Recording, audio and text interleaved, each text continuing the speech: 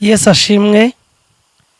Tunejejwe n'Imana mu mutima, Imana yuzuye imbabazi n'ubutware n'ubushobozi, Imana ihindura amateka, Imana yaturinze muri iki gihe turayishimiye, Imana itajya ibeshya, yuzuye imbaraga n'imbabazi zidashira, Imana yuzuye uburinzi, Imana ihindura amateka, niyo turi kuvuga muri iki gitondo. Tunejejwe n'ubuntu bwayo. Yesu abampera umugisha rero. Narize ijambo rivuga ngo ntabwo uzigera ukorwa n'isoni nubana n'Imana. Ijambo rero nzanye ntabwo riri kure cyane, niryo turi busange muri Yesaya ibice byaho 52 umurongo waho wa 4. Yatubwiye ngo witinya kuko utazakorwa n'isoni, kandi wimwara kuko isoni zitazagukora, ahubwo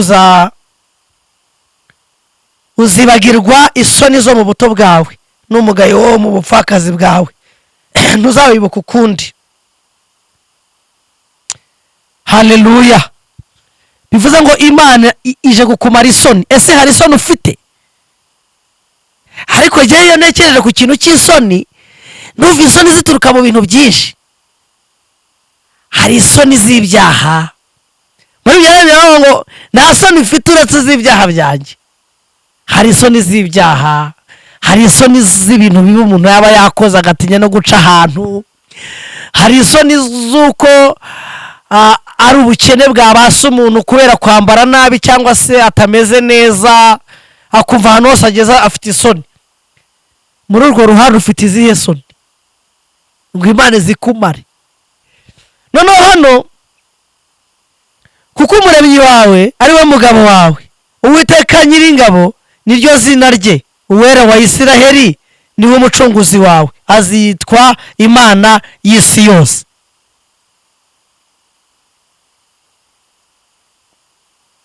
Haleluya. Simuze umurongo wa 3 akasoma kwa 4 baravuze ngo mbaye nkuretse akanya gato, ariko nzakukoranya ngufitiye imbabazi nyinshi. Tuvuge ngo amen. Imana ikumaze isoni, igukoranyije, igufitiye imbabazi nyinshi, kuko yari yarakurakariye, yari yaranagiye, ariko ijwi ry'Imana riratubwiye ngo ikugarutseho, igufitiye imbabazi nyinshi. Bivuga ngo igufitiye gahunda yo kukuremera igitangaza. Bivuga ngo ije kukuremera umugisha mushya, ije kubana nawe, izagukoranya, ngo igufitiye imbabazi nyinshi. Hari imbabazi z'Imana zije ku buzima bwawe. Nyamara wiyezeje neza, ukaba mu Mana neza, ugakiranuka, ukambara imbaraga zo kwera no gukiranuka, Imana yakubabarira. Erega ntabwo yigeze Yesu Kristo azanywa n'abantu bazima, yazanywe ngo n'icyari cyazimiye, azanywe ni wari wagiye utari ufite kwera mu mutima. Ntabwo yazanywe n'umuntu uhora mu rusengero wera imbuto, oya, yazanywe n'utazera. Niyo mpamvu agushaka kugira ngo aguhe gukiranuka, kuzuza imbaraga, kurengera, gushyigikire. Imana yacu ishimwe cyane. Mwana aravuze ngo nakurakariye uburakari bwinshi bituma nkwima amaso akanya gato, ariko nzakubabarira nkugirire imbabazi zihoraho, niko Uwiteka umucunguzi wawe avuga. Imana yazanye imbabazi nyinshi. Nubwo yarakurakariye ko ifite n'imbabazi nyinshi mu mutima wayo, ifite no kukubabarira. Imana iguhe umugisha. Icyenda aravuze ngo ibyo ndabihwanya n'umwuzure wo mu gihe cya Nowa, nk'uko narahiye ko umwuzure wo mu gihe cya Nowa utazongera kubaho, niko isi niko narahiye ko kurakarira nkaguhana. Imana izanye imbabazi, nta nubwo igifite kukurakarira, ikeneye ko uhinduka gusa, ukaba uwo gukiranuka, ukagira gukora neza, ikakubabarira. Imana ikumpera imbabazi. Imana ikumpera imbabazi z'ibyaha ufite. Imana ikumpera imbabazi z'amagambo mabi wavuze. Imana ikumpera imbabazi z'uko wagiye kuraguza. Imana ikumpera imbabazi z'uko ugira kubeshya. Imana ikumpera imbabazi z'ibihe by'ubuzima bwawe. Imana ikumpera imbabazi. Imana iguha imbabazi zizatuma ubona ubugingo. Imana iguha imbabazi zituma umenya ko Imana ari yo yonyine ikora imirimo n'ibitangaza. Imana ikumpera imbabazi. Imbabazi z'Imana nizo zitumye turiho uyu munsi wa none, nizo zitumye duhagara tukagenda aho tugiye tukagaruka. Bishushanya imbabazi. Izo ni imbabazi. Umurongo wa 10 simbutse ku wa 9, ndenze wa 9 urambwiye ngo imisozi izavaho n'udusozi tuzakurwaho, ariko imbabazi zanjye ntizizakurwaho. Bivuze ngo imbabazi z'Imana ziremereye kuruta imisozi.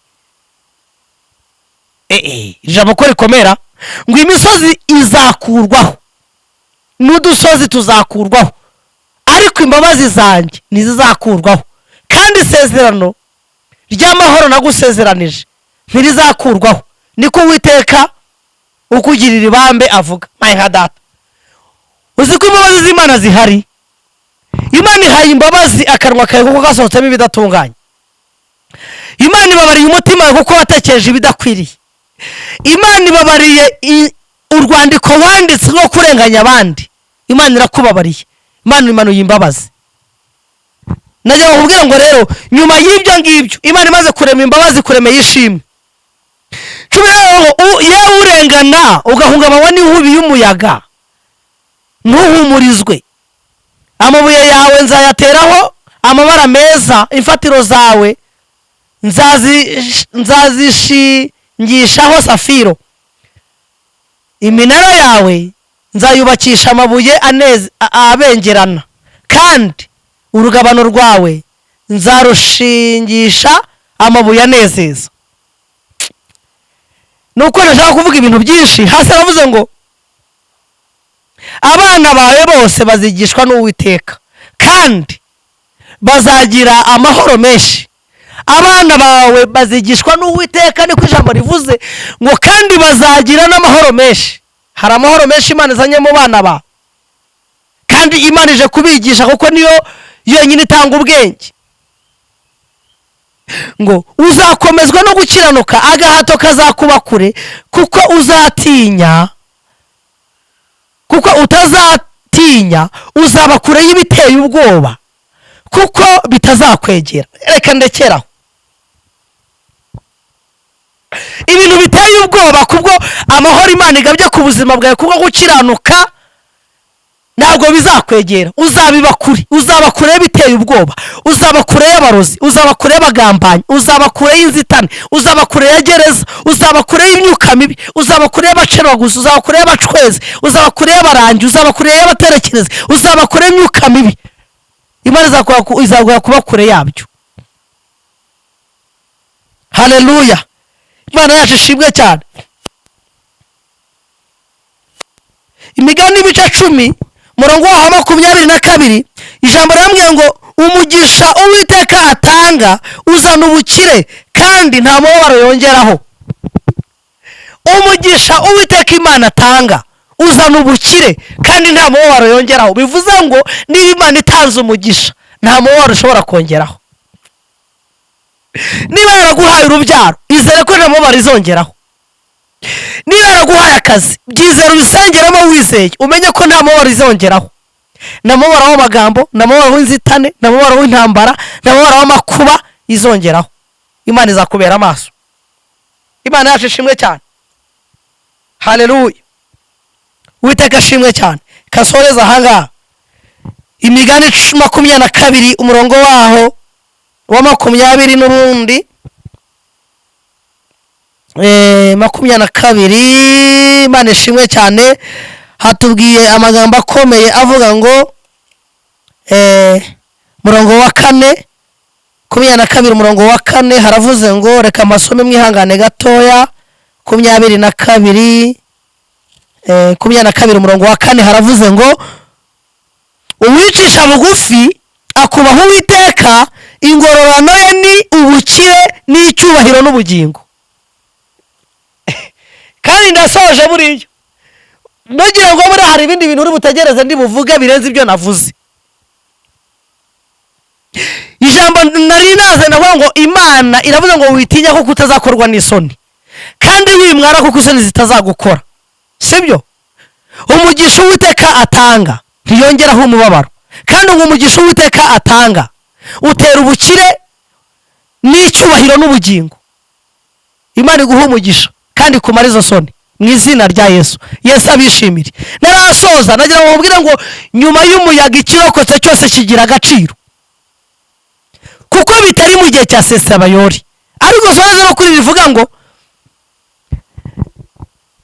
ngo kwera imbuto bigira umumaro kuruta kwera nk'igiti cy'umutini.